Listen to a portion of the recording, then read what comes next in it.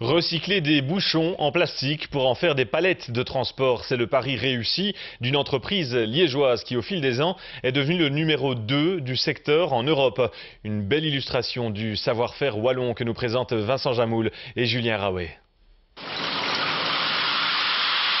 Des millions de bouchons en plastique, lavés, broyés, chauffés, injectés puis comprimés.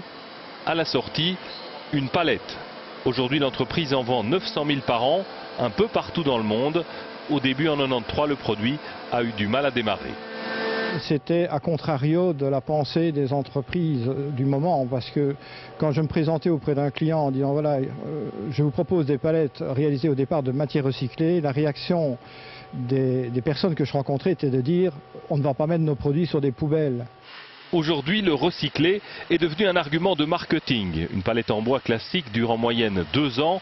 En plastique, elle est bonne pour 10 ans. Elle coûte 2,5 fois plus cher.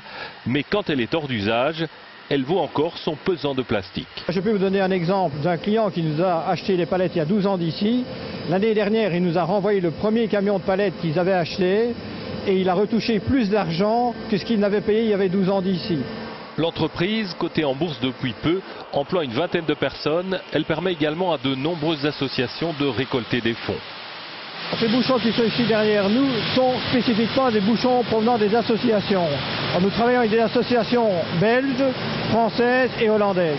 Exemple, les bouchons de l'Espoir, association alsacienne. Elle fournit de l'équipement à des personnes handicapées.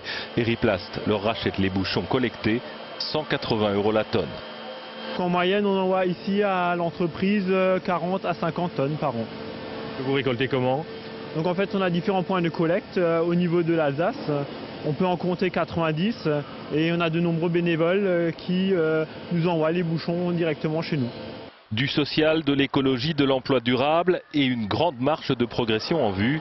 En Europe, la palette en plastique ne représente pour le moment que 8% du marché.